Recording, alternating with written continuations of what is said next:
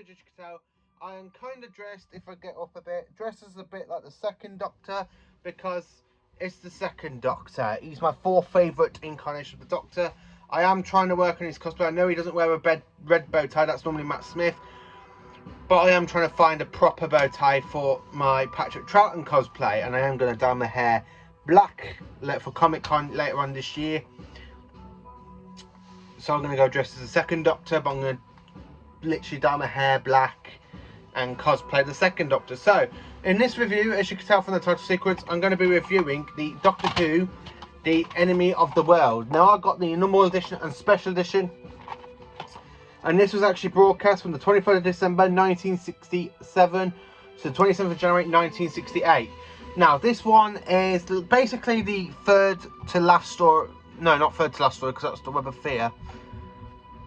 Basically, it's like the fourth to last story of season 5. Yeah, Tomb of the Snowman, The Abominable Snowman, The Ice Warriors, Enemy of the World. Oops, there goes that one. So, what can I actually say about this story as a reviews? And I have to say, I've watched the original, and then of course I watched the special edition, and I have to say, it's still on a pretty amazing. Now, this story was found way back in 2013 because it was classed as missing all through the 70s, 80s, 90s. 2013 came, they found all 6 parts of the story, and of course 5 parts of the Web of Fear along with it. And I have to say, this story is an absolutely fantastic one. I really do enjoy this one. Patrick Troughton plays 2 different characters. He plays the Doctor and of course Salamander, who is the most hated person in the whole planet Earth, as he is known as the enemy of the world.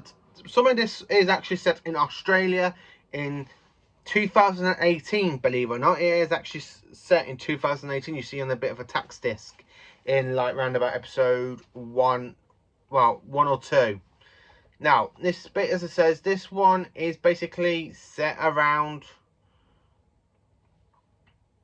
pretty well muchly against us in 2018, and to be honest with you, I don't really remember Salamander being around in 2018. Do you?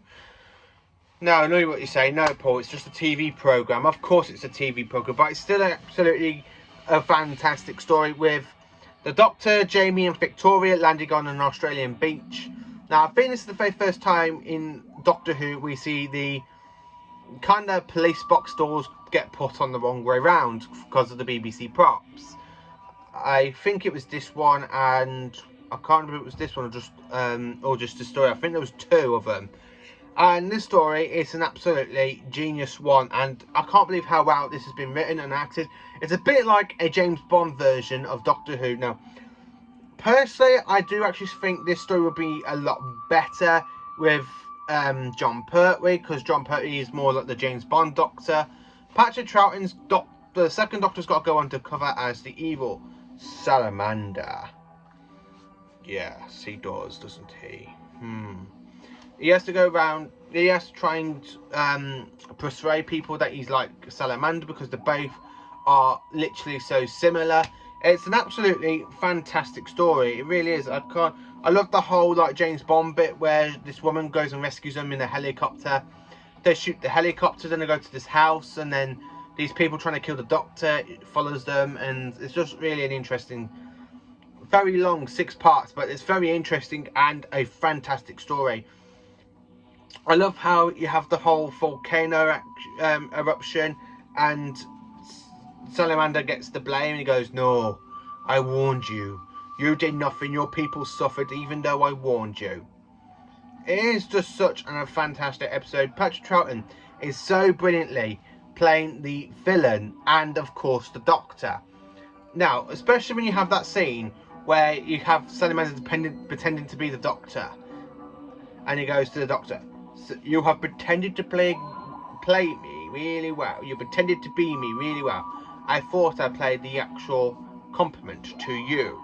And you have the whole fight in the TARDIS. They have this whole fight in the TARDIS.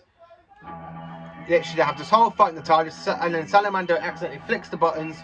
The TARDIS takes off, and they go flying, and he goes flying in a time vortex, which basically leads into the next story. So, how do I rank this story? Well, this story, I have to say, I actually do rank this as a 10 out of 10. It's a really, really fantastic Patrick Troughton story. Patrick Troughton plays 2 parts, Salamander and of course the Doctor. I mean, if I show you here, look, that there and the cover is Salamander flung at the TARDIS because he accidentally pressed the take off button and he gets flying in the time vortex, and you just see him scream in. The best work is actually, the only thing I do like about the story is the way how it leads into the next story, which is the Web of Fear Part 1, where you've got them like screaming because the TARDIS doors are open. I have to say this though, this story is pretty much epic, and I can't find a foot wrong with it really. Patrick Troughton so brilliantly as Salamander and the Second Doctor. Freezer Hines is still brilliant as Jamie McQuimmen as always, and Debbie Walling is very brilliantly done as Victoria.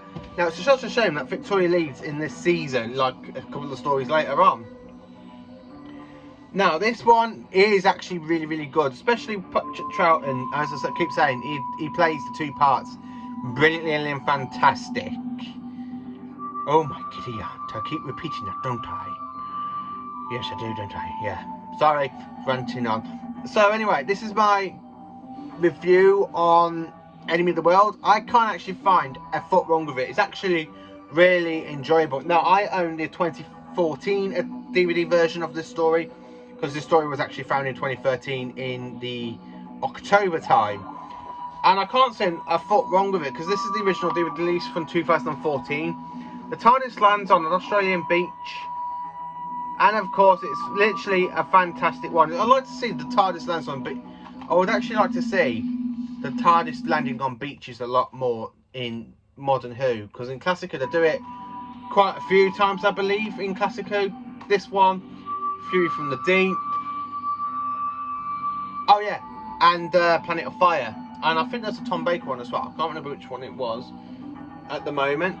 But yeah, so this is basically my review on the Enemy of the World. So please stay tuned, because there will be another review coming today, and it will be on one of my favourite all-time Patrick Troughton stories, The Tomb of the Cybermen. Revenge of the Cybermen is Tom Baker's story. I would actually like to, I am going to do a video about that one soon, because I do love Revenge of the Cybermen. So yeah, Enemy of the World, 10 out of 10, fantastic. Patrick Troughton's performance as Salamander and the Second Doctor, absolutely fantastic all the way through, and I can't find a foot wrong with the story. All the side characters are done fantastically done, and I mean this with both of my hearts. They are all fantastic in their performance, but not just Patrick Troughton or Freezer Hines or Debbie Walling. The rest of the support cast, I can't remember all their names, unfortunately. They all play their parts really, really well, especially that little black blonde woman who rescues them, does it really, really well. She plays... This story is actually like a proper James Bond story. As I said, I do feel like this should be more of a John Pertwee story than a Patrick Troughton, but Patrick Troughton does it so brilliantly, and Patrick Troughton is always going to be a brilliant actor, as one of my favourites. So yeah, so this is my review on Enemy of the World. Please do like, subscribe and share to my channel, and stay tuned, because there will be another review coming in later on today, and it will be on The Tomb of the Cybermen.